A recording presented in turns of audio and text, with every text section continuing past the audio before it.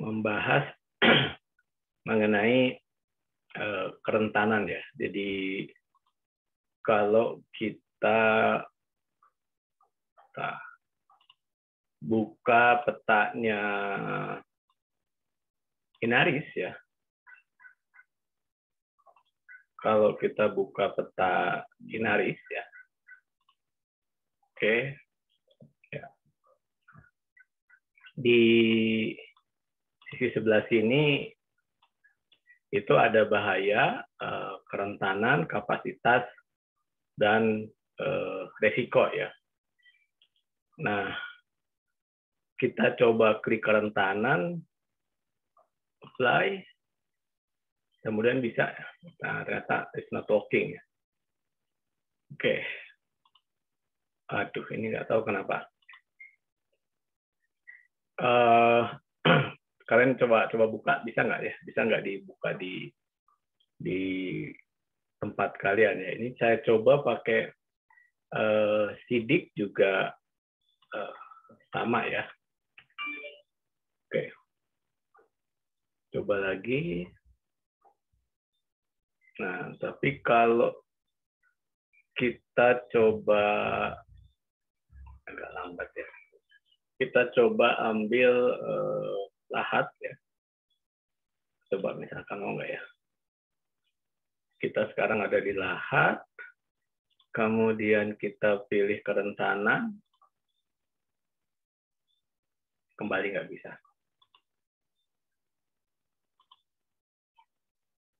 Nampaknya ada masalah ya. Oke. Kita coba bahaya. Kalau bahaya bisa nggak ya? Ini kerentanan. Kita coba kerentanan banjir.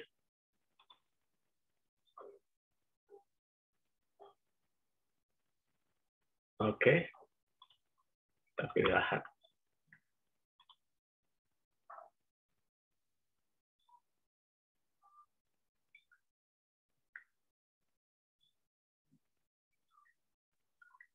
Oke. Nah, ini adalah kerentanan banjir ya. Jadi kalau kita lihat lahat ya, apa namanya, Talanggumai, juga puncak lahat Sitimon.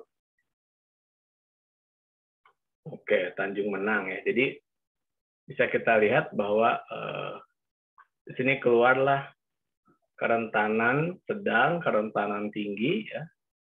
Dan kemudian parameter yang digunakan adalah jumlah penduduk, jumlah rumah, fasilitas publik, fasilitas kritis, menggunakan ini sumber datanya BPS, BIG, Pemda, kemudian data PDRB dan data tutupan lahan. Oke, nah ini kan menggambarkan kerentanan ya. Kemudian kalau kita pilih lagi kapasitas ya. Oke. Kapasitas tinggi, sedang, rendah ya.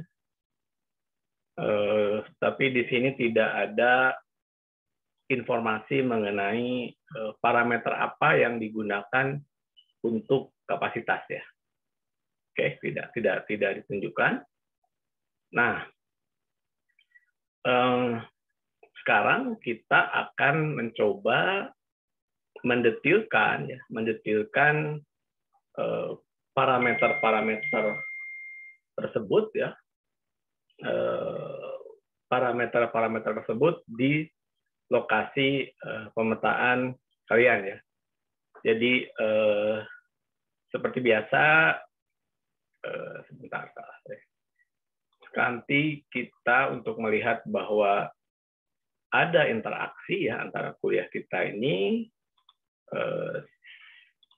Nah, silahkan gunakan link ini ya, tapi nanti kita simpan di bawah ini kerentanan. Oke. Masih ingat linknya? Oke, saya share dulu link.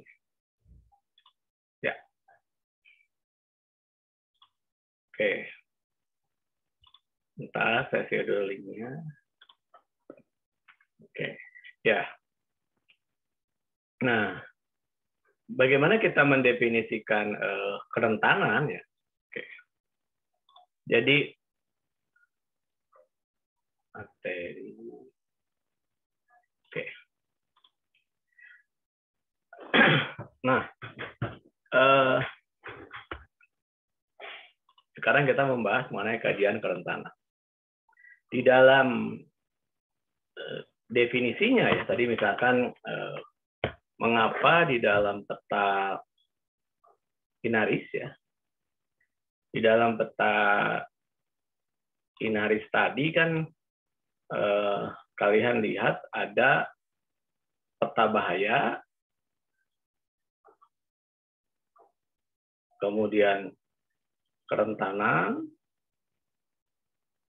kemudian kapasitas, dan resiko gitu ya. Tadi diingat-ingat lagi. Nah, pendekatan yang digunakan BNPB tadi itu, mereka mengacu pada Sendai framework ya. Jadi ketika bicara penanganan bencana, sebetulnya kita berangkat dari hal yang sama, yaitu resiko sama dengan fungsi dari bahaya bisa tersantet, kemudian kerentanan ya, kerentanan, kemudian ya, jadi umumnya ya hazard dan kerentanan. Nah, ini yang digunakan. Tapi si kerentanan ini atau vulnerability itu merupakan fungsi dari exposure atau keterpaparan, sensitivity, dan adaptif. Nah, adaptif capacity ini yang dituliskan sebagai parameter kapasitas ya. Jadi peta di BNPB tadi ya, itu membagi konsep bahaya. Jadi kalau diturunkan sebetulnya resiko ya, sama dengan ini fungsi dari ya hazard atau bahaya. Nah, kerentanannya dituliskan sebagai exposure, keterpaparan, sensitivitas, dan adaptif capacity ataupun adaptif. Jadi yang diterjemahkan di dalam BNPB tadi, kerentanan itu hanya fungsi bagian ini. Nah, yang menjadi diskusi adalah bagaimana kita menerjemahkan, kalau di kuliah sebelumnya, di video kalian telah membuat pengaruh besaran bahaya dalam bentuk matriks bahaya. Sekarang kita terjemahkan bagaimana keterpaparan sendiri ya. Bagaimana kita menerjemahkan keterpaparan ya. Jadi kerentanan ya didefinisikan sebagai suatu sistem yang rawan dan tidak mampu mengatasi dampak bencana ya, termasuk bahaya iklim dan iklim ekstrim. Nah, kerentanan itu sendiri ya memiliki karakter dari magnitud terhadap kebesaran terjadi, laju perubahan di mana sebuah sistem terpapar, sensitif, dan kemampuan adaptifnya. Jadi dari parameter sekarang kita ingin mencari ya, bagaimana parameter-parameter yang datanya ada. Tadi saya contohkan di data Inaris disebutkan bahwa keterpaparan ya, ataupun kerentanan ya, kerentanan itu menggunakan data, masih ada ingat? Menggunakan data yang pertama adalah kalau kita klik di keterpaparan ya, kalau kalian klik di keterpaparan Inaris ya, ya mungkin setiap daerah juga akan berbeda ya kerentanan. Kita klik itu data yang digunakan untuk di Kabupaten Lahat ya, itu adalah data masih lama nih, masih loading. Oke ya. Nah, begitu Anda klik di sana nanti keluar ya. Lalu apa yang kita tuliskan ya, yang kita tuliskan di dalam kajian ini. Jadi kita coba buka lagi ya, kita kembali kita buka ini kita web server error get proxy itu. So, kita coba lagi. Jadi di matriks bahaya ini ya. Oke, saya buka. Kita mencoba menggunakan data yang ada ya. Di Inaris ini kalau kita buka ya, untuk keterpaparan ya, kerentanan ya, untuk kerentanan banjir ya. Ini di lokasi saya di Lahat.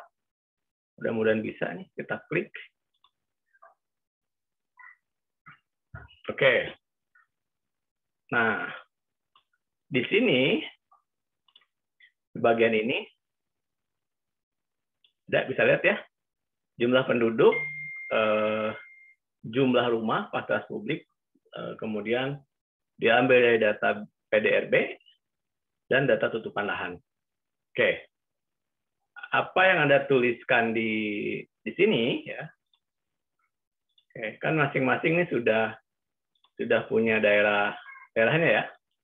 Jadi kalau saya lihat itu kembali Rian di mana ya ini? Ini Rian yang mana lagi Pak? Ini yang siapa yang konflik ini benerin dulu. Oke. Jadi di sini ya, sorry yang saya. Di matriks ini ya, berarti kita tuliskan di sini keterpaparan, terus kerentanan. Nah, dari peta Inaris Anda, di sini Inaris, Anda tuliskan, kalau yang tempat saya tadi kan datanya adalah jumlah penduduk, terus jumlah rumah, oke, jumlah rumah, kemudian data PDRB,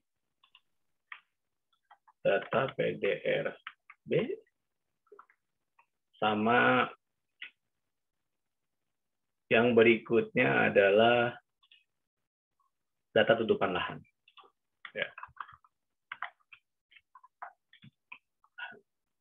Oke, ya.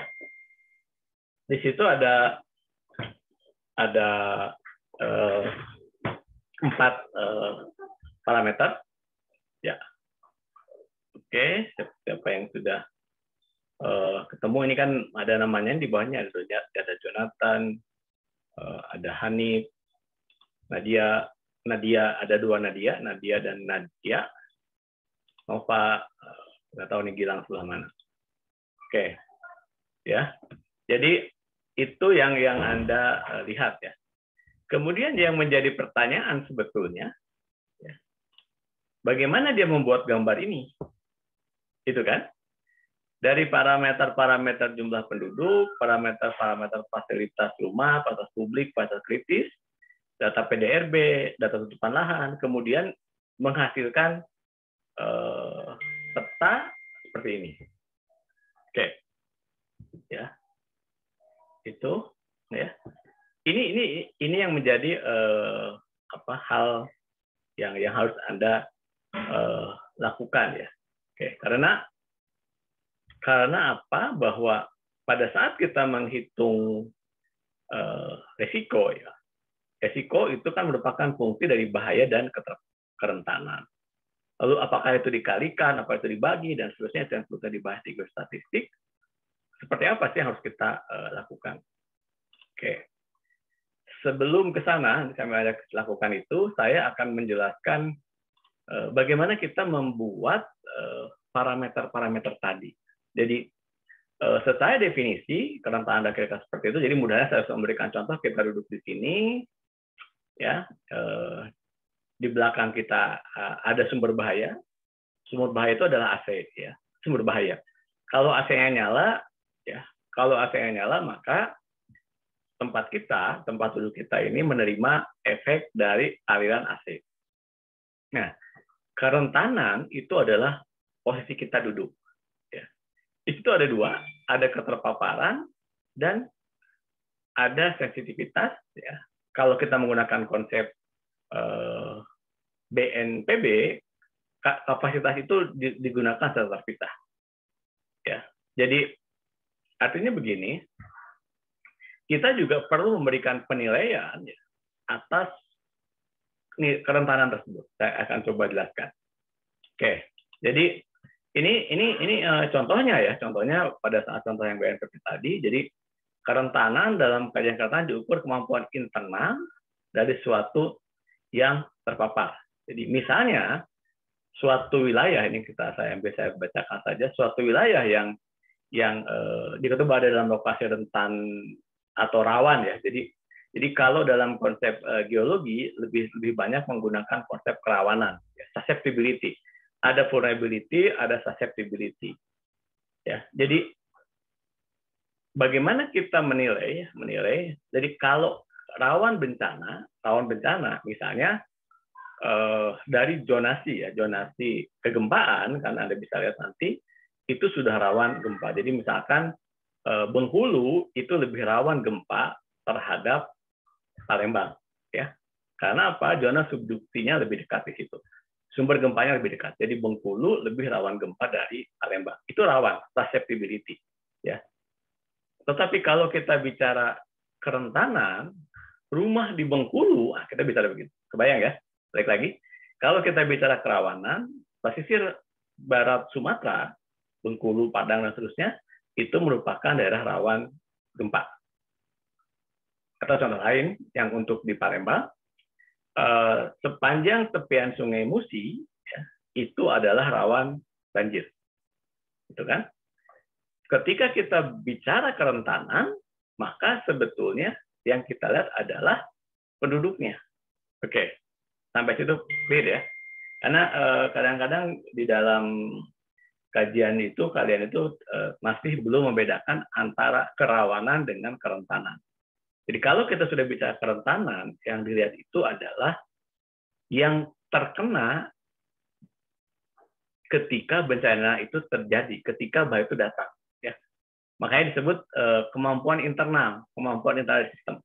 Jadi meskipun Bengkulu rawan gempa, tapi tingkat kerentanannya itu berbeda-beda tergantung dari salah satu parameternya adalah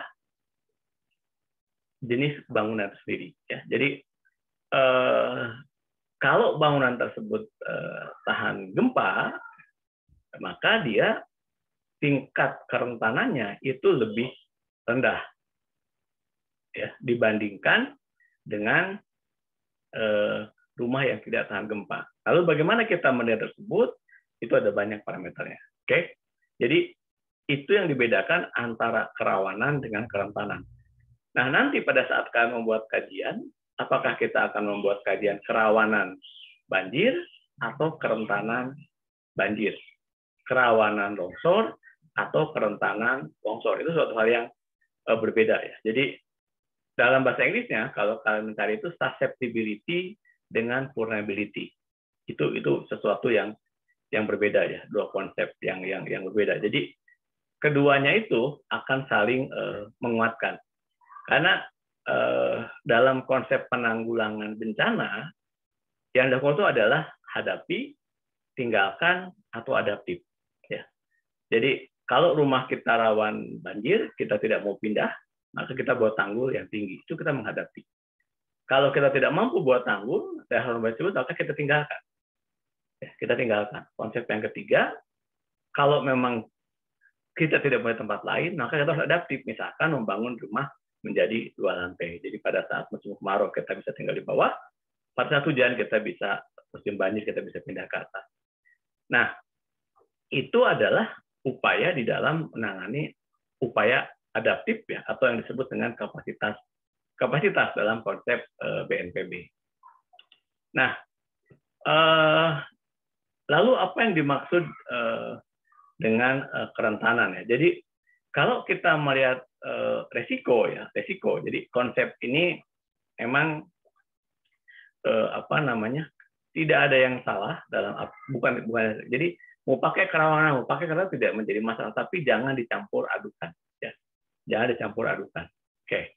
Jadi dilihat dari besar risiko akibat gempa yang mungkin diterima semua rumah dalam kawasan pemukiman, maka semua rumah rentan terhadap risiko roboh, rentan terhadap posisi roboh. Dilihat dari pandangan kerentanan yang digunakan dalam kajian kerentanan, sebelum menyimpulkan kondisi kerentanan bangunan dan tersebut, kita perlu mengetahui kondisi internalnya.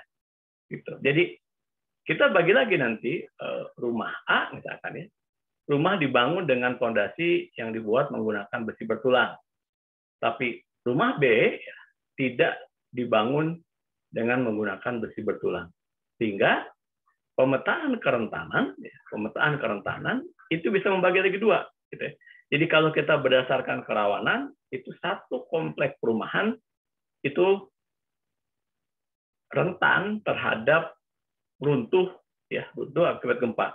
Tetapi begitu kita lihat kondisi internal dari gedung tersebut, ya, kita bisa dibagi lagi yang tadinya seluruh pemukiman rentan roboh menjadi minimal dua, yang beton bertulang dan non beton bertulang. Nanti bisa dibagi lagi dengan berbagai parameter lain, ya. Sampai situ mudah-mudahan cukup jelas. Nah, di dalam melakukan kajian kerentanan tadi, makanya tadi kenapa pada saat kalian melakukan pemetaan, maka sebetulnya updating data itu bisa dilakukan. Updating data bisa dilakukan. Dan kajian kerentanan itu tidak bisa digunakan one for all, fit for all, itu ya. Tidak. Jadi misalkan contohnya untuk bencana gempa, melihat dari konstruksi gedungnya, ya, satu lantai. Tapi kalau melihat bencana banjir, meskipun dia kokoh satu lantai pinggir sungai, maka dia akan menjadi rentan terhadap bahaya banjir tadi itu. Nah, jadi pemilahan, ya, atau penggunaan parameter di dalam kajian kerentanan itu sangat mempengaruhi. Oke, kita coba lihat dari yang sudah diisi, ya, biar saya tidak terus ngobrol sementara kalian sambil rebahan itu, ya. Kita coba lihat siapa yang sudah mengisi. Ini dari yang hadir berapa orang nih? Ini yang ada di sini cuma 7 orang. Saya bisa lihat, siapa saja yang hadir, yang baru masuk: Anissa, Jonathan, Yuce, Silvi, Yosa, Arif, Denny, Dita. Ini boleh masuk, ya. Oke. Ya. Jadi silakan dibuka di sana. Sekarang kita lihat siapa nih? Tiara. Tiara, ini Tiara mana? Ini ada 2. Tiara belum. Nadia juga belum. Nadia ini juga belum masuk. Rean belum mengisi. Yosa, sama. Denny belum. Silvi belum. Oke.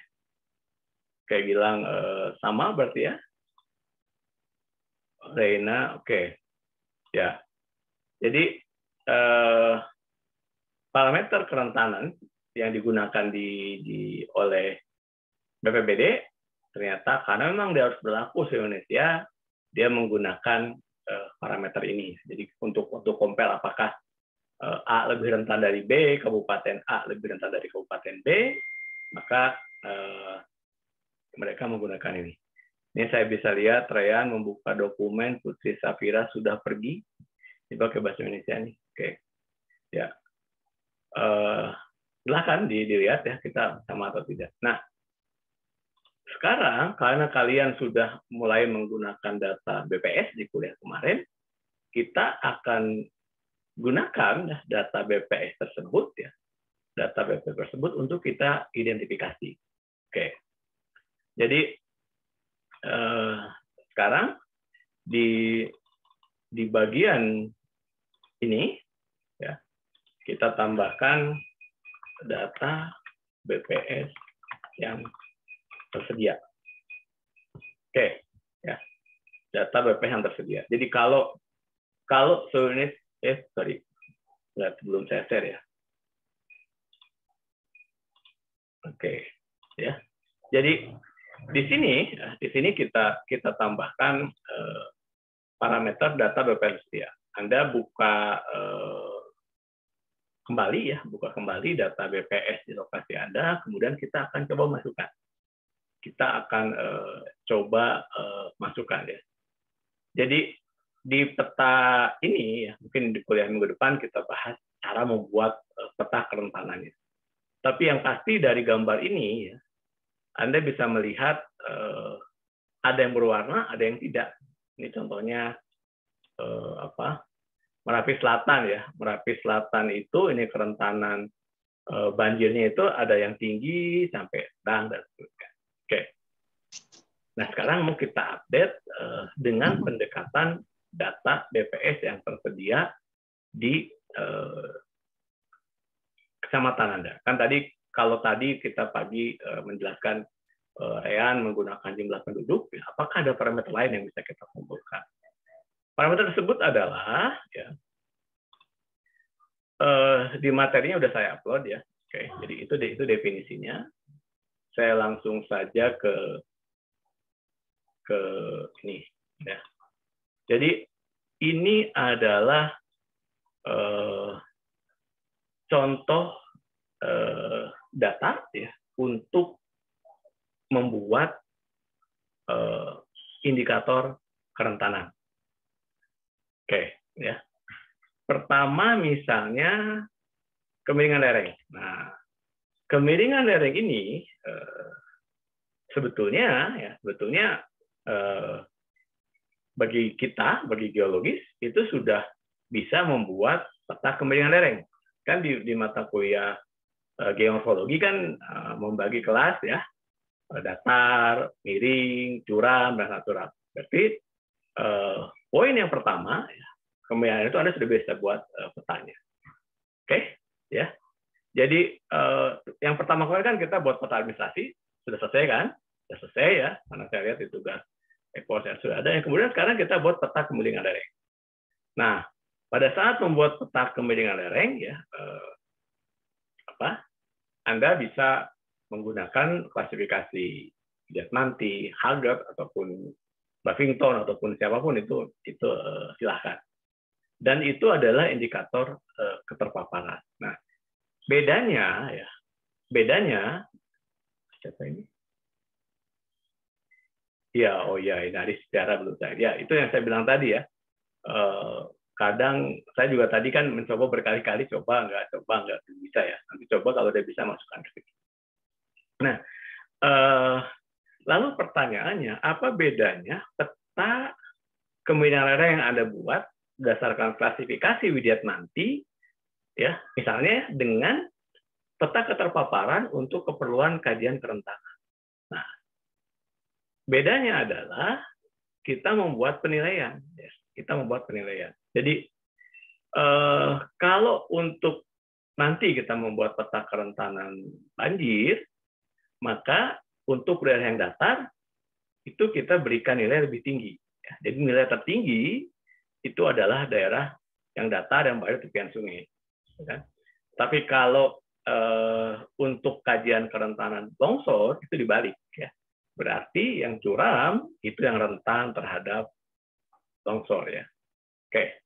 Tapi poin pertama kita sudah punya, Anda sudah punya buat peta kemiringan lereng ya untuk keterpaparan. Yang kedua, ya jumlah keluarga tinggal di daerah longsor. Jadi Anda buka, kemudian Anda lihat peta Inaris yang sebelumnya, atau data BPS tadi ya, data BPS tadi, apakah ada informasi mengenai kita gunakan data BPS dulu, kita gunakan data BPS ya. di data BPS juga ada peta kemiringan lereng. Jadi caranya kita lakukan identifikasi data tersebut, kita buka kembali yang ini, kita tulis yang tersedia ya. Berarti kan pertama adalah paparan. Kemudian nanti di sini kita tuliskan sensitivitas. Kemudian yang ketiga adaptif atau kapasitas adaptasi. Kapasitas adaptasi. Oke, ya. Kemudian Anda buka yang tadi ya.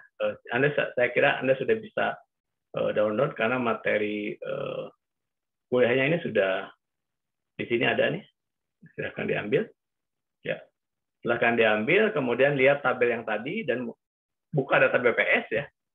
Buka data BPS, jadi tinggal ada. Jadi yang tersedia dari PPT tadi ya, dimasukkan. Jadi misalnya di dalam data BPS Anda tadi ada peta kemiringan lereng ya. Maka ditulis kemiringan lereng. Ya. Terus di dalam sensitivitasnya ya, Anda buka data BPS Anda dapat tentang jumlah keluarga pertanian ya. Jumlah keluarga pertanian. Dari mana informasi tersebut ada? Itu dari pekerjaan ya. Jadi kalau Anda buka data BPS ya, di situ nanti akan ada informasi mengenai dari satu desa tersebut berapa jumlah yang menjadi petani ya. Ada masukan di situ. Kemudian untuk kapasitas adaptif ya, itu adalah misalkan yang bisa kita ambil itu jumlah fasilitas pendidikan ya. Jumlah fasilitas pendidikan di sini masukkan juga jumlah fasilitas pendidikan ya. Oke. Jadi di atas ini yang sudah Inaris siapkan. Pada saat Inaris membuat peta kerentanan, dia menggunakan data jumlah penduduk, jumlah rumah, data PDRB, dan data tutupan lahan. Pada saat Anda membuat peta kerentanan di lokasi pemetaan Anda menambahkan ya parameter yang kita tuliskan di sini. Nanti bagaimana perhitungan kita bahas minggu depan. Ya. Tapi kita coba kumpulkan ya. Jadi dari sekian parameter yang ada di dalam PPT ini ya, kita coba. Jadi Anda buka oke. Dari sekian banyak nih parameter yang ada di sini ya. Oke. Seberapa banyak ya informasi ini bisa Anda capture, bisa Anda simpan di yang tadi itu, di poin yang sudah kita buat di dalam matriks tadi ya. Nah, nanti biasanya itu akan ada perbedaan di masing-masing tempat ya. Misalkan nanti kalau yang mapping di Jawa misalkan itu parameter lebih banyak gitu kan. Tapi kemudian parameter yang ada di tempatnya di Sumatera misalkan lebih sedikit ya, atau berkebalikan ya. Itu nanti kita lihat ya. Oke, jadi di sini kan ada luas lahan pertanian ya. Jadi misalkan kalau waktu saya melakukan kajian di Merapi Selatan itu kan sama sekali kita tidak memiliki belum bisa membedakan mana lahan irigasi, mana lahan non irigasi. Nah, pada saat seperti itu biasanya kita pilih bahwa semua lahan tersebut adalah non irigasi ya, gitu. Oke. Nah, dari parameter ini ya, dari parameter kita coba misalkan sumber air. Nah, untuk lebih memastikan ya, jadi biar kita nanti tidak lupa pada saat ingin menggunakan, makanya tadi kenapa hanya kasih ini Datanya apa nih? Data BPS ini bentuknya apa? Ini kan di sini data BPS ya. Misalkan di sini halaman berapa ya? Halaman biar lebih mudah nanti ya, atau tentang apa di situ? Temanya apa nih? Biasanya kalau di sini di kolom ini adalah informasi dari mata pencaharian. Dari mata pencaharian ya. Oke, dari mata pencaharian nanti kita mendapatkan berapa petani, berapa seperti ini apa sumber datanya. Dari sumber data BPS sebutnya ini ya. Kemudian di sini adalah ada nih fasilitas pendidikan. Nah, isinya dituliskan fasilitas pendidikan ya. Jadi misalkan di sana ada SD, SMP, SMA gitu kan. Nah, kalau itu yang kita tuliskan. Kemudian ini di kecamatan ya, karena mungkin saja tidak semua kecamatan memiliki sekolah itu sampai di tingkat SMA ya. Terus kemudian misalkan untuk fasilitas kesehatan ya. Nah, di sini biasanya nanti apa yang dari situ? Di sini ada yang puskesmas ya, ada yang sampai puskesmas. Kemudian ada posyandu kan itu kan. Ada mungkin beberapa tempat ada juga desa itu poskesdes ya. Pusat pos kesehatan desa. Jadi dia belum sampai belum tersedia sampai tingkat puskesmas. Oke. Nah, kemudian lereng ini di sini mata pencaharian misalkan itu sini ada petani, ada dagang gitu kan, tapi cukup dituliskan dengan informasi di mata pencaharian. Nanti untuk jumlahnya ini ya, yang Anda masukkan untuk keperluan pencaharian. Oke, ya. Kira-kira seperti itu ya dicoba diisi ya. Kita coba lihat ya. Tasya, Nadia belum, Nova, Ceria, ini nggak ada lokasinya nih.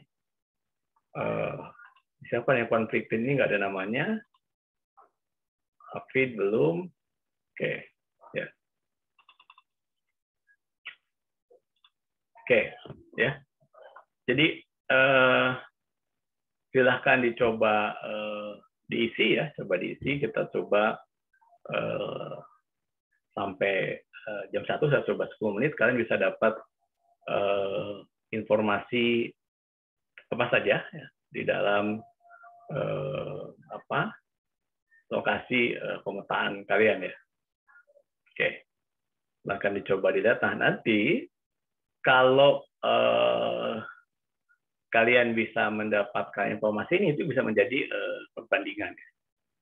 Misalnya kalau di daerah pemetaan Gilang itu yang lebih banyak itu daerahnya tinggi-tinggi ya, tinggi-tinggi. Tetapi dia ternyata tidak terkena ke penduduk. Artinya penduduk itu berada di tempat yang jauh dari kawasan yang rentan misalkan. Atau misalkan di tempatnya Dimas gitu ya, Dimas Abiu ini, ternyata kondisinya itu kira-kira seperti apa, kira-kira ya. Jadi kerentanan itu lebih bicara pada internal ya, pada bicara internal sebetulnya seperti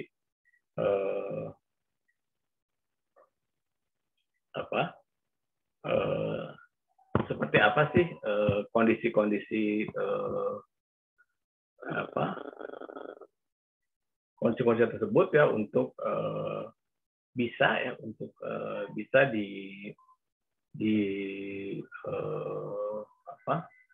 dilakukan kira-kira itu ya. Oke. Nah, kalau nanti sudah dapat data tersebut, apa? Sebentar, saya salah. Ternyata saya masalah seperti bukannya ini PPT-nya. Oke. Di dalam PPT yang saya sampaikan itu ini totali nanti menggunakan pendekatan statistik ya. Jadi ketika kita bicara keterpaparan, kita bicara sensitivitas, kita bicara adaptive capacity, maka tentu untuk mendapatkan penilaian yang tadi ya kita harus melakukan kelas ya, dibagi kelas ya. Jadi rendah, sedang, tinggi, atau kita mau bagi lagi sangat rendah, rendah, sedang, tinggi, sangat tinggi, jadi 5 kelas ya.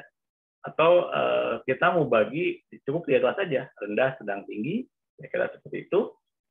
Nah, itu memerlukan proses ya. Jadi kalau tadi kita misalkan membagi rasio ya, jadi probabilitasnya ini kan sebetulnya sama. Kita bicara probabilitas.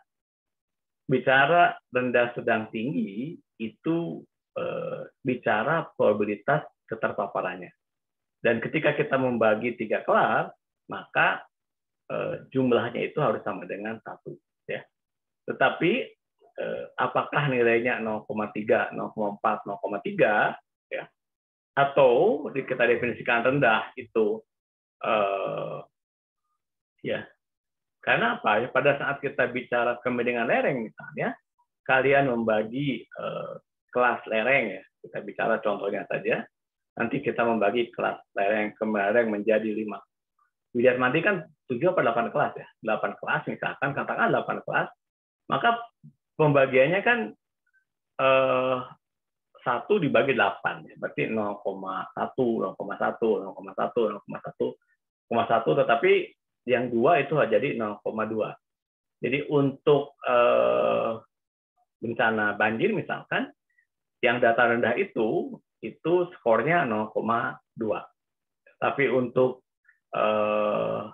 bencana longsor, keterpaparannya, seperti ada yang tadi contoh keterpaparan kemana lereng, untuk yang longsor, maka dia kita kasih nilai yang 0,2-nya adalah yang curam. Untuk banjir, yang datar, kira-kira itu. Oke. Nah, jadi ini sensitivitas ya, komputer adaptif. Nah, ini bagaimana cara perhitungan indikatornya. Ini contoh saja ya, contoh yang bisa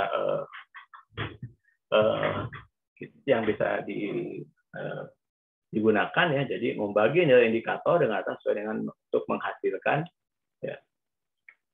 Untuk menghasilkan. Jadi misalkan metode rasio ya. Jadi di dalam Inaris tadi ya, di dalam Inaris tadi kan rasio yang digunakan adalah jumlah penduduk ya. Ini untuk terhadap rasio fisik ya. Jadi misalnya ya nanti di situ contohnya ya. Contohnya seperti ini. Ya. Nanti kan kita akan detilkan. Misalkan kita akan menggunakan parameter kapasitas adaptif. Adaptif kapasitinya adalah jumlah fasilitas pendidikan ya. Oke, ini kan parameter. Di dalam data yang Anda peroleh, ya, Anda memperoleh katakanlah ya tadi di Dian saya ingat ada 16 desa kan. Tapi pertanyaannya, apakah semua desa memiliki SD? Nah, itu kan? Ya, misalkan semua desa memiliki. Jadi lihat ya TWP. Oke, semua desa memiliki SD. SMP, apakah dari 16 desa memiliki SMP? Secara umum biasanya tidak. Biasanya SMP itu satu kecamatan, satu SMP, atau satu kecamatan itu dua SMP ya, karena misalkan terlalu luas maka dia buat SMP. Nah, kita menggunakan ini jadi terhadap rasio, artinya kalau penduduk tadi desa saya ingat Negeri Agung itu dari 3.000 berapa ya, 3.000 sekian ya, 3.000 sekian dibagi dengan infrastruktur fisiknya.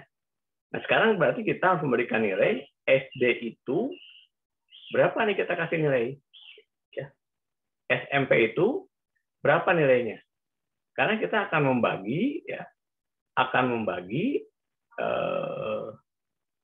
rasio, ya, rasio fasilitas pendidikan terhadap jumlah penduduk. Caranya begini, sederhananya, kalau di desa tersebut ada 1 SD, kita hitung saja, maka 1 SD itu ada 6 kelas, ya. 1 SD itu ada 6 kelas. Nah, untuk menentukan ini, kita lihat umur penduduknya. Oke. Umur usia SD itu kan berapa? 7 sampai 7, 8, 6. 13. Hah? 13 kan? 13. 13. Nah, dari 3.000 penduduk tadi, ya, berapa yang berada di usia ini? Itu ada datanya tuh, ya. Artinya dia menerima fasilitas pendidikan SD. Oke, kira itu, ya. Jadi kita buat tabel. Di dalam tabel tadi, ya, di dalam tabel yang kita siapkan, ya, setelah nanti di tahap kedua nanti ini yang bisa kalian lakukan sambil jalan, ya, sambil jalan. Ini kan tadinya kita menuliskan ini saja, ya. Oke. Di sini masukkan untuk melengkapi nanti nama desa. Nama desa, ya. Misalkan tadi, ya, Negeri Agu. Oke. Di sini ada jumlah penduduk, ya.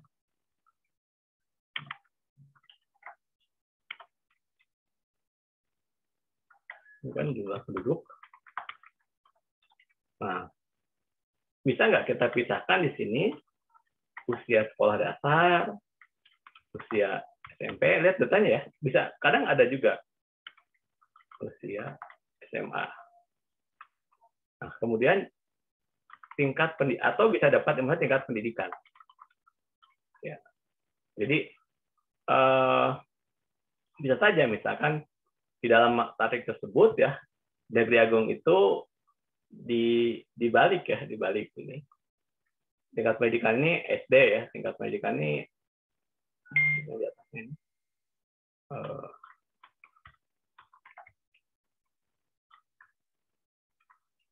ini kan SD, SMP, SD, SMP, SMA. Nah, ini kita masukkan. Oke. Jadi kita coba detilkan, kan nanti kita akan memberikan mencoba memberikan penilaian kerentanan menjadi lebih detail lagi, ya. Nah, nanti untuk yang setelah itu semua kan ada 16 desa, ya. Kita masukkan parameter berikutnya. Pekerjaan, ya, petani, misalkan. Jadi ini kan pendidikan, ya. Jadi bawah ini kan pendidikan. Oke. Nah, ini kan bisa simpan di sini atau bisa disimpan di bawah ini. Tapi kita coba ke samping saja, ke samping. Nggak apa-apa panjang sampai ke sana nanti. Oke. Nah, di bawah ini berarti sudah 16, ya, 16 desa. Di sini adalah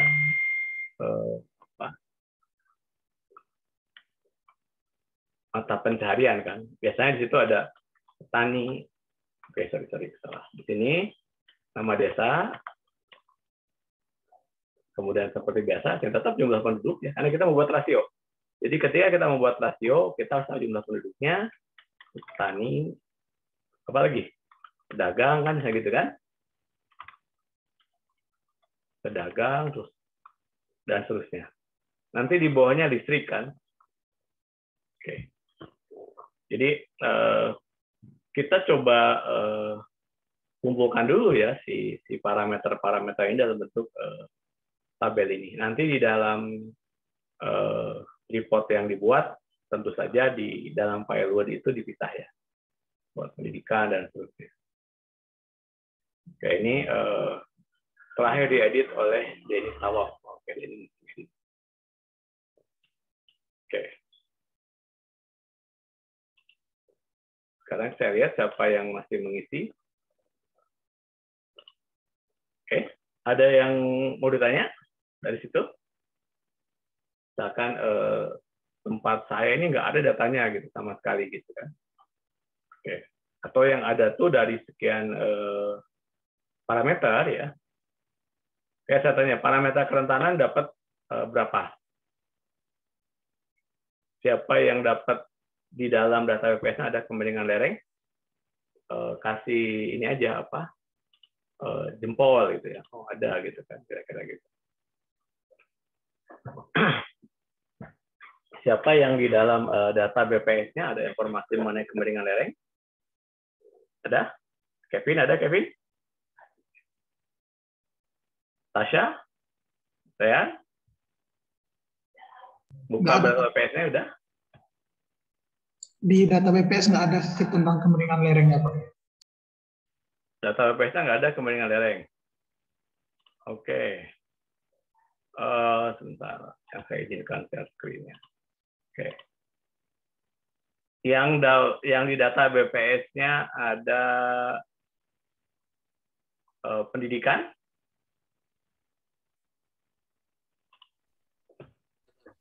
Ada yang datang pendidikan, SD, SMP, SMA. Oke, Tasya ada. Oke, Gilang, Rian, terus Nadia. Oke, pendidikan ada semua ya. Itu pendidikannya dibagi sampai di SD atau hanya satu kecamatan? Siapa yang dibagi misalkan Desa Negeri Agung, jumlah SD-nya ada, SMP-nya ada. Atau desa, atau siapa yang dibagi sampai, sampai tingkat desa ya, ada ya informasi itu. Oke. Ya, jadi sudah ada sampai tingkat desa informasi mengenai SD-nya ya. Oke. Kemudian fasilitas kesehatan, puskesmas. Puskesmas ada juga, oke, puskesmas. Sekarang air minum. Oke. Biasanya ini jadi pada saat air minum ya, pemerintah kemarin ingin membuat target SDGs, itu di dalam data BPS itu sudah diminta mengenai sumber air minum. Ada beberapa, ada nggak? Jadi misalkan sumber air minum ya, itu apa namanya? Riset kesehatan dasar. Nah, riset kesehatan dasar itu ada bicara mengenai sumber air minum. Ya. Ada siapa yang ada dapat informasinya sumber air minum? Biasanya dia terkait dengan sanitasi. Jamban misalkan ya. Jadi apakah setiap rumah memiliki jamban? Itu siapa yang dapat informasi sampai sedetail itu? Ada yang air minum dan jamban. Korean ada, Rena ada. Izin bertanya, Pak. Ya. Ini Pak, yang air minum itu Pak. Kenapa? Air minum itu Pak, jumlah pelanggan dan air yang disalurkan itu ya Pak, maksudnya Pak, yang seperti. Ya, itu juga jumlah air yang disalurkan, artinya memang di situ dia sudah ada PDAM, ya. Itu. Baik Pak, makasih Pak. Ya, ini yang di Jawa itu rombongan siapa ya? Rombongan Arif, mana Arif? Arif ada nggak? Arif nggak ada ya. Arif siapa ya? Jonathan ya? Yang di itu apa namanya? Rombongan Bogor, rombongan mana lagi ya?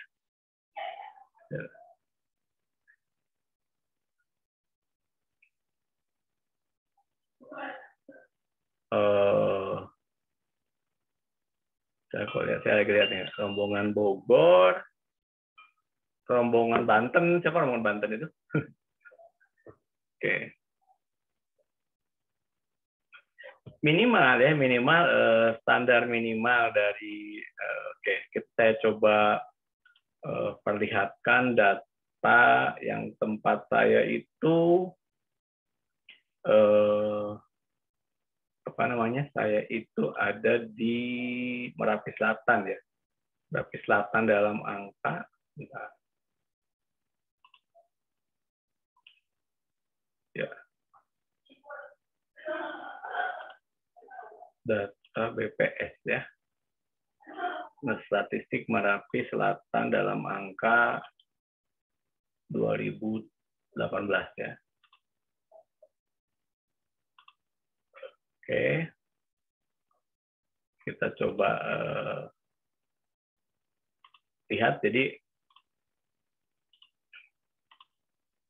ya ini kan standar minimal ya yang mesti disiapkan. Oke. Bicara misalkan di pemerintah penduduk ya. Sebentar. Penduduk itu informasi yang tersedia ini kan luas ya, luas per kecamatan ya, tentu ada ya, luas per desa nih. Oke, luas per desa, terus curah hujan ya. Siapa yang datanya ada data curah hujan? Ada ini. Biasanya dia di bagian keadaan iklim dan geografi. Ada siapa yang dapat ini di lokasinya? Oke. Nah, berarti kan kalau kalian punya 5 tahun, ya, berarti bagus kan? Kita bisa melihat nanti ini kan hari hujan dan curah hujan. Sama nggak formatnya? Jumlah hari hujan dan curah hujan. Oke, ya. Ini kecamatan ya. Biasanya kan dulu di depan kantor camat itu ada alat pengukur hujan. Jadi sekarang kan BMKG yang menyiapkan. Oke, pemerintahan sih sebetulnya tidak pengaruh ya, karena ini kan banyaknya PNS, aparatur. Nah ini penduduk. Oke, sekarang kita lihat di penduduk berdasarkan jenis kelamin. Ini saya juga bingung ini apa 1, 2, 3, 4, 5, 6, 7, 8. Ini apa ya? Ini agak sulit dipahami ya. Oke, ini adalah luas ada pertengahan tahun. Ini ada semua ya jumlah rata-rata. Nah ini yang saya bilang tadi kelompok umur. Siapa yang ada data ini? Cuma ini kecamatan ya. Dari sini kan bisa dilihat ya. Ini pentingnya misalnya usia sekolah kan berarti dari ini kan 5 sampai 9 itu kan pendidikan dasar, 10, 14. Berarti kan sampai SMA itu kan umur yang ini kan. Bentar.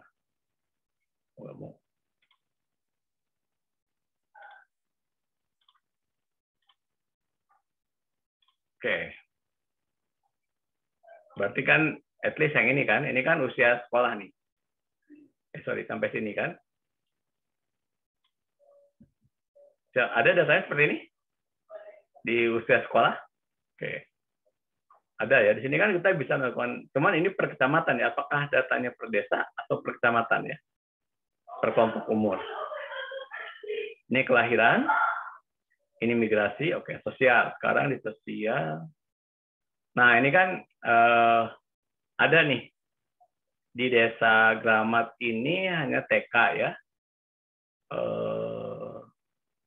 Di desa Lubuk Betung, ini 3 SD, 3 PAUD, 2 SD. Di desa Prange, 1 PAUD, 1 SD. Ini menariknya karena semua desa ini hampir memiliki PAUD ya. Oke. Ini per kecamatan, gambar tadi, nama desa. SMP-nya cuma 1 nih. SMP Negeri Lahat itu, dan semuanya 1 di desa Suka Merindu. Nah, kita cek dengan usia itu apakah memang memenuhi atau tidak ya. Karena itu nanti bicara dengan indeks kerentanan. Ini jumlah sekolah. Ini ada sampai jumlah muridnya nih, jumlah muridnya ya. Oke, nanti kita coba lihat sampai sekarang seperti ini. Oke, ini puskesmas nih. Ini pasar pendidikan.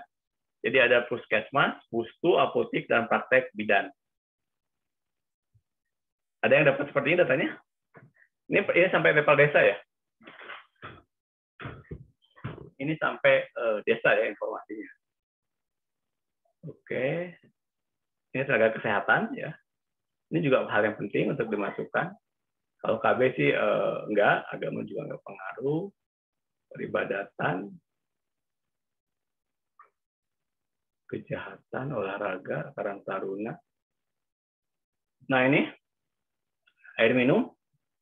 Ini kan dari sini kita bisa melihat bahwa secara umum ya sumber air minumnya itu adalah, nah ini memang informasi ini belum bisa menceritakan untuk mengenai tingkat kerentanan, karena yang ideal itu sebetulnya sampai jumlah pengguna air sumur misalkan, air mata air dan seterusnya, itu yang sangat ideal. Nah ini untuk Jamban misalkan, ini kan informasinya belum mencerminkan dari jumlah penduduk kenaikan rasio. Katakanlah penduduk Perangai itu 1000, ya. Nanti ada berapa kakak? Kemudian apakah dia jambannya 1000 kakak itu ya, 500 kakak katakan itu menggunakan jamban di rumah sendiri atau tidak? Kalau seperti ini kan kita bisa multitafsirnya adalah di desa Gramat ya, di desa Gramat tidak ada penduduk yang memiliki jamban sendiri, semua menggunakan air sungai, kira-kira begitu. Kira-kira itu. Nah ini luas lahan pertanian misalkan ya, kira-kira seperti ini ya, luas perkebunan dan seterusnya, kebun sawit. Ini kita masukkan untuk mengisi format tabel ya di isian yang tadi ini ya. Oke, saya kembali ke ini. Oke, ya. Jadi itu yang dilihat ya, kita coba kumpulkan informasinya ya. Kemudian kita buat matriks seperti ini, kita buat detilkan.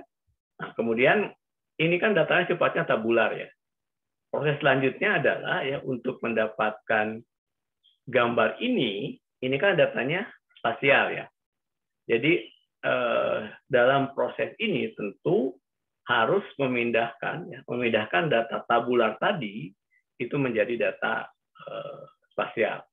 Jadi misalkan dari gambar ini ya, kenapa misalnya kenapa yang lain yang berwarna ini kan ada yang tidak berwarna ya. Menurut Anda ya, kenapa di sini tidak berwarna, kira-kira begitu? Bisa dipastikan ya, itu parameter yang di overlay itu nggak ada. Jadi di sini kan jumlah rumah, fasilitas publik, fasilitas kritis dan lainnya. Kalau kita lihat bekas tutupan lahannya, ya, daerah ini ada daerah pertanian. Ya. Nah, ketika kita bicara kerentanan, tadi kembali kepada konsep yang saya jelaskan, kerentanan itu adalah internal, tentu terkait dengan manusianya. Jadi batasan ini, gambar ini, itu diambil dari sebaran pemukiman misalnya. Jadi parameter utama adalah sebaran pemukiman. Dari sebaran pemukiman tadi, ya, dipertamakan tutupan lahan. Dari tutupan lahan yang tidak ada rumahnya, ya, Anda bisa menggunakan Google Earth misalkan, itu tidak kita masukkan. Nah, yang sudah ada rumahnya itu kita beri nilai tadi itu. Dalam rumah tersebut, ya, fasilitasnya misalkan, ini kenapa warnanya merah, ya. Sementara yang ini warnanya hijau. Jadi kalau kita dekatkan, ya, kita dekatkan seperti ini. Yang merah itu kan apa? Yang berada di tepi sungai. Oke, Anda lihat ya. Semakin jauh dari sungai, ya, ini kan tantangan banjir, ini contohnya. Oke, semakin jauh dari sungai itu warnanya menjadi kuning kan, kira-kira itu. Artinya apa? Batasan warna ini dibuat dari jarak rumah terhadap sungai. Oke, bayangkan sampai situ ya. Oke, nah parameter-parameter tadi itu karena dia membuat peta kerentanan. Jadi kerentanan tadi itu keterpaparan, ya, exposure, dan sensitivitas. Jadi parameter tersebut dimasukkan kemudian diberikan nilai. Jadi dapatlah hasil yang ini. Oke, ya. Nah, bagaimana menghitungnya? Nah, ini kita coba bahas minggu depan. Ini kan ada kelas, berarti ada kelas kerentanan ya, kelas kerentanan merah itu ada nilainya, ya. Jadi gambaran ini itu gambaran dari nilai yang diberikan. Oleh karena itu, saya harapkan kalian itu sudah mendapatkan data, ya, data yang tadi itu begitu nanti minggu depan kemampuan GIS, ya, kemampuan GIS di dalam analisa kerentanan ini memang sangat-sangat diperlukan, ya. Karena kalau kita lihat ya contoh yang ini kan, contoh yang ini aja, berarti kan ada yang nilainya merah itu yang nilainya paling besar. Oke. Terus kita menjumlahkan, ya, pertama kita membuat batas, ya, kalau lihat dari definisi, bentar.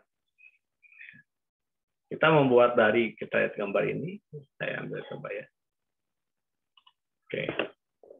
Jadi kalau kita lihat di posisi ini kan gambar tidak smooth ya. Ini kan harusnya ini kelemahan dari petanya. Sementara kan sudah nanti gunakan peta kalian. Ini kan merah nih. Yang merah ini kan kalau kita batasin kebentukan seperti ini. Oke. Tapi ini dari grid ini kelihatan banget. Jadi dia ngitungnya grid ini, satu grid jarak dari sungai. Ya, semakin dekat dari sungai nilainya 5, misalkan.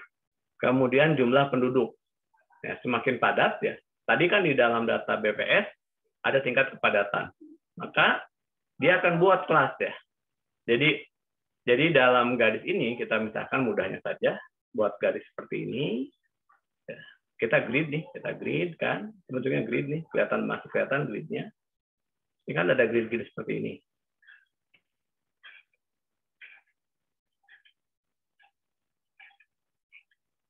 Oke. Nah, setiap grid ini kan ada penduduk, ada jumlah rumah, parameter yang ini nih. Masuk semua di sini. Oke, nah, tutupan lahan ini nanti kalian dengan menggunakan data kemiringan, ya, ini bisa beri nilai, ya.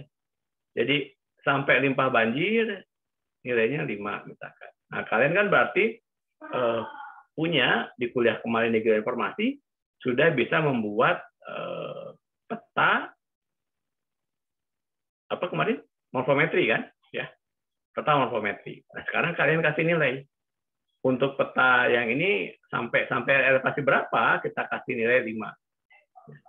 Kalau kemarin di dalam kuliah yang dipandu oleh teman-teman geoinformasi kan sudah membagi kelas ini. Nanti di overlay, ya. Jadi jarak terhadap sungai 5 ditambah penduduk padat 4 misalkan ditambah sekian, nah itu dijumlahkan.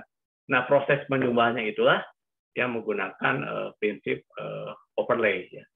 Tapi poin yang paling penting adalah pada saat membagi kelas lereng ini,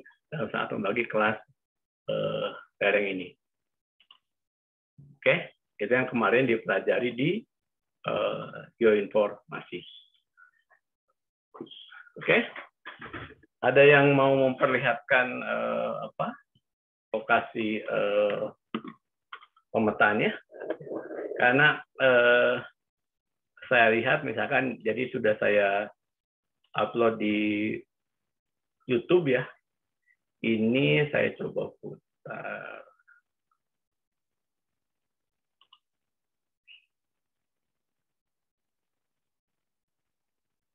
Oke.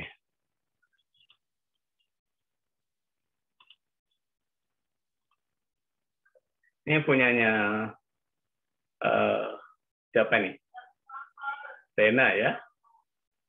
Nah, ini kan menjelaskan ya mengenai manusia bahayanya ya. Ini di Bayah ya. Ya. Nah, ini kan ini saya minta 2 menit, Rena kepanjangan saking asiknya mungkin dia menjelaskan. Jadinya sampai 9 menit ya. Oke.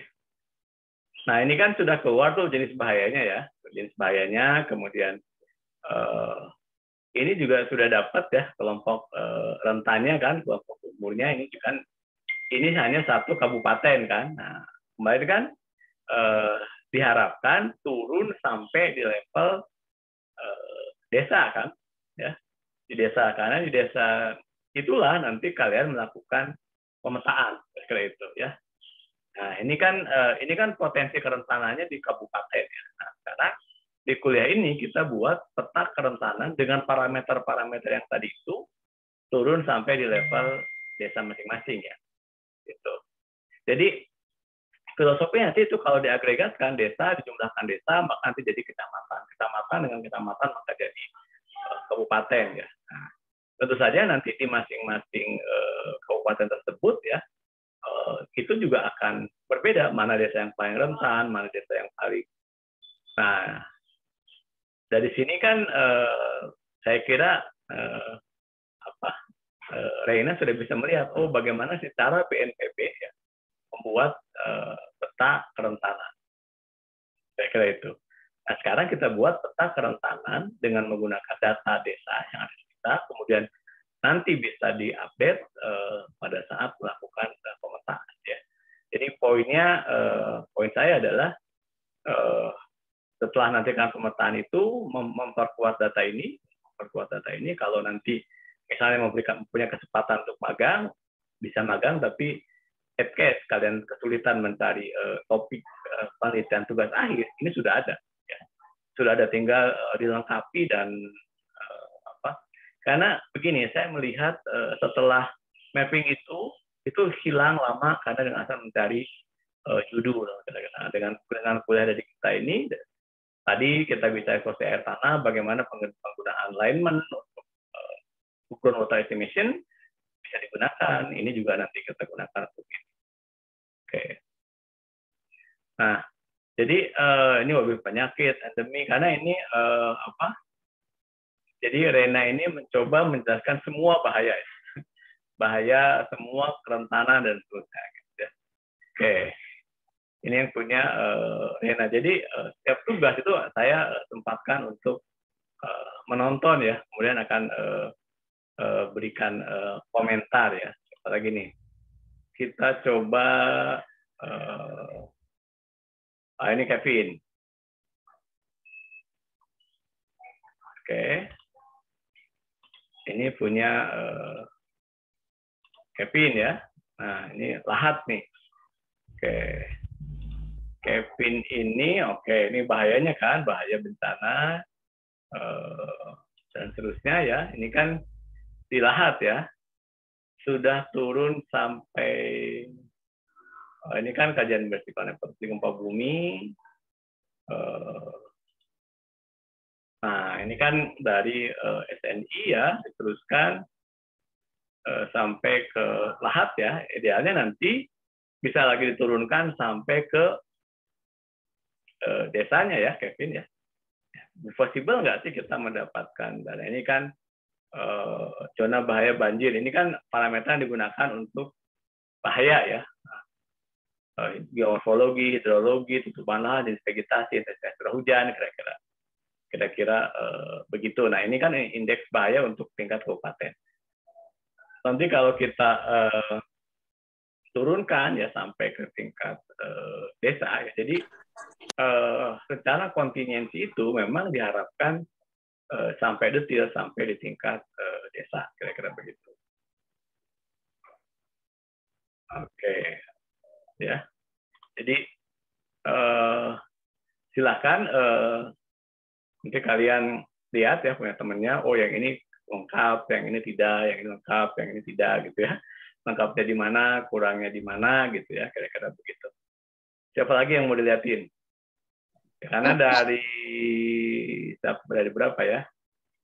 Ini yang buat oh iya ini. Dari 52 baru 26 yang buat video ya. Ada yang terlambat dan saya baru upload. Nanti saya upload lagi berikutnya. Oke, bagi yang belum silahkan dibuat ya. Karena tadi kuliah kita ini kan berseri ya. Oh bahayanya ini, kemudian sekarang nanti kita lihat kerentanannya ya. Kerentanan di BNPB seperti itu. Kita coba update dengan kerentanan di tempat kita gitu. Nanti outputnya menjadi publikasi. Jadi paling tidak poin-poin tadi ini kita sudah mendapatkan gambaran ya itu yang akan kita lakukan untuk keperluan tugas akhir. Oke. Ada yang ditanyakan? Masih ada 10 menit untuk berdiskusi. Jadi data tersebut mohon dilengkapi ya, dikumpulkan sampai nanti kita bisa melihat, kita bisa tidak mengupdate kerentanan yang sudah ada di data BPBD tadi, kemudian kita update sesuai dengan di desa kajian pemetaan kita. Ini kan bisa memberikan kontribusi kepada BPBD nanti. Misalkan hasil kajian kalian tadi itu ya, itu bisa dibuat dalam bentuk tulisan populer misalkan. Tulisan populernya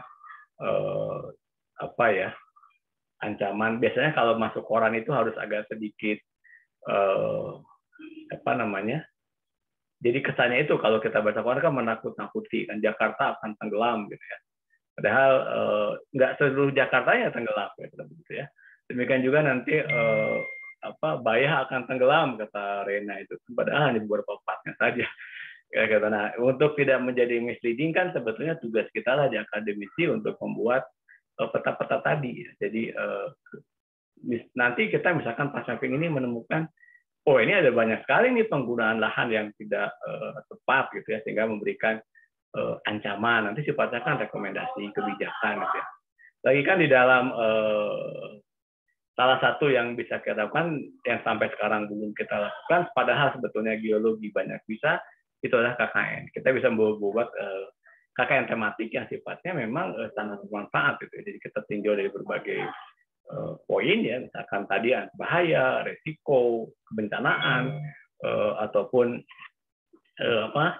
sifatnya nanti untuk potensi geowisata. Misalkan tahun ini saya lagi coba mengekspor geowisata yang ada di Muara II ya, karena kan ya harusnya kan kalian biasanya ke Tanjung Purung untuk melihat struktur ya, teman, karena kondisi sekarang kan juga tidak memungkinkan gitu ya. Sehingga kemarin kan kalian virtual pasti menjelaskan, itu biasanya kita ke sana. Nah, timbal balik dari yang kita kerjakan itu kan ya sebetulnya mengembangkan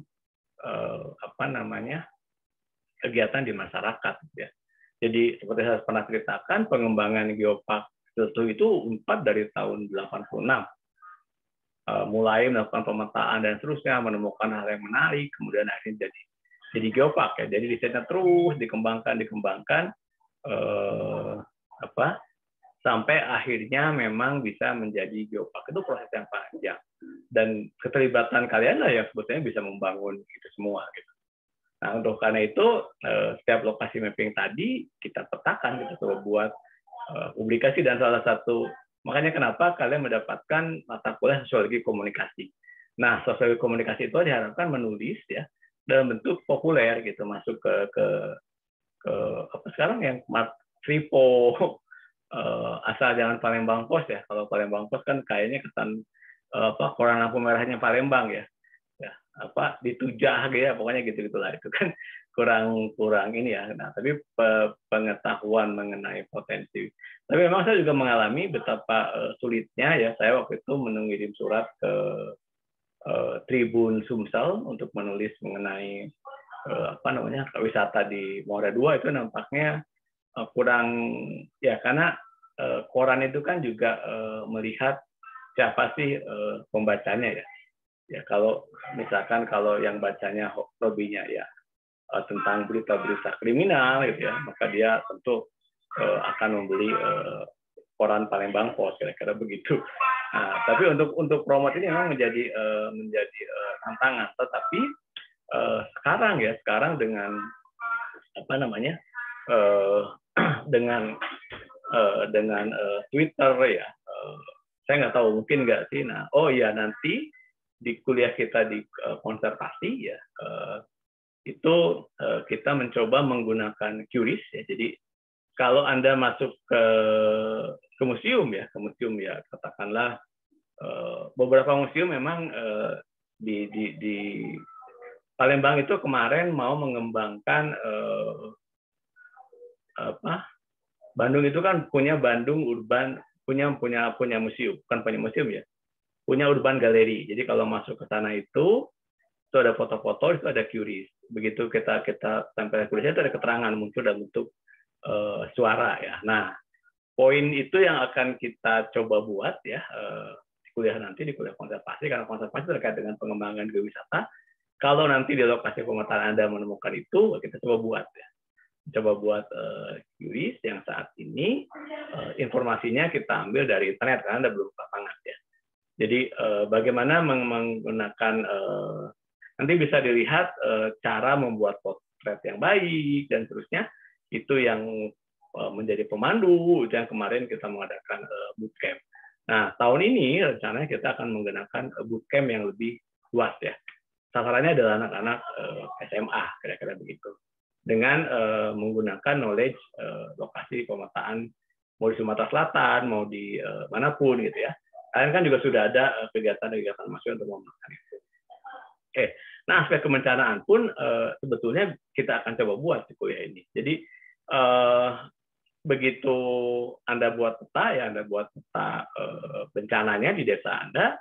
Nah di situ nanti pada saat pulang di lapangan kan Anda menemukan pointer-pointer penting. Jadi kalau kemarin mendengar penjelasan dari Prof. Edi bahwa ketika kita permintaan Prof. Edi ke Adil itu jelas lagi. Jadi bentuk longsoran, paleolitologi apa, nah itu kan dan seterusnya dibuat ya. Nah, informasi ini kan sebetulnya nanti bagaimana kita mempromot ini, nah, itu kita menggunakan era kekinian, bisa menggunakan Instagram ya, mungkin nanti berita-berita. Kalau saya sekarang kan ada kecenderungan hal-hal yang pendek ini disampaikan melalui TikTok misalkan ya. Nah sekali-kali buat TikTok mengenai kebencanaan, bahaya banjir di Bayah, karena Tina Raina dengan pendek entahlah kalian biasanya generasi milenial itu lebih terbayang ya. Atau Tasya di mana tadi saya lupa tuh. Tasya bencana bahaya di mana gitu, karena dibuat untuk itu kan membuat sesuatu yang lebih informatif ya, lebih informatif. Karena begini, kalau kita mengumpulkan orang kemudian kita jelaskan, mungkin dia akan merasa bosan. Saatnya hasil kajian ilmiah ini kemudian diterjemahkan ke masyarakat gitu ya. Jadi saya sendiri belum mengikuti TikTok ya, saya belum lihat seperti apa. Tapi kalau di YouTube misalkan itu kan sudah cukup banyak ya cara pendekatan dan sebagainya. Hanya untuk menyampaikan ke masyarakat bahwa itu adalah rawan bencana. Nah ini kita harus berpikir lebih lebih kekinian ya, mengikuti perkembangan. Kalau dulu pakai kentongan misalkan, tong ini mau ada banjir. Sekarang kita nyari kentongan aja sudah suatu hal yang sulit ya. Masyarakat lebih senang misalkan melalui jaringan internet misalkan. Jadi misalkan katakanlah contoh banjir di More 2, Tanjung Purung hujan deras gitu ya. Nah, kemudian masyarakat yang rentan itu ya, masyarakat kan kita punya tuh data yang kalian buat itu kan nanti sebetulnya berapa banyak sih masyarakat yang tinggal di pinggiran sungai. Nah, kalau sudah dapat by name by address, begitu hujan deras di Tanjung Purung berpotensi menyebabkan banjir di More 2, itu bisa menggunakan early warning system. Jadi bukan kentongan, tapi lewat SMS, lewat WA, lewat komunitas. Makanya disebutlah community based resilience. Artinya dengan berkirim satu informasi bahaya ke satu orang, si komunitas tersebut menjadi leader untuk mengirimkan ke tempat lain. Nah, peta kerentanan itulah yang kita kaji di sini. Jadi seberapa rentan dan seterusnya. Misalkan rumah Bapak A lebih rentan dari rumah Bapak B untuk banjir. Untuk longsor rumah Bapak B lebih rentan dari Bapak B. Cuman yang menjadi pertanyaan tadi bagaimana kita menerjemahkan informasi tersebut menjadi lebih valid, lebih tinggi akurasinya, tidak hanya menggunakan peta BNPB yang sifatnya kabupaten, gitu ya. Nah, tugas kalianlah nanti pas program memetakan menurunkan menjadi lebih detail lokasi pemetaan masing-masing. Produknya itu bisa menjadi kebijakan diberikan ke BNPB. Ya. Jadi kita memberikan informasi tahu dari ini berapa yang rentan, dari yang rentan, kira-kira. Oke, ya itu yang bisa dilakukan. Jadi untuk saat hari ini saya minta kalian melengkapi datanya, tidak bisa berikan tugas, tapi minggu depan saya minta kalian menjelaskan di masing-masing daerah. Ya, jadi tadi kalau kembali video, kalau nanti buka datanya, coba Rehan buka data ini, kemudian Jonathan buka data ini, Uda buka data ini, Denny, Sylvie, nanti kita bisa presentasi. Jadi tidak saya terus ngomong, tapi kalian langsung menggunakan outcome based education. Oke, ya.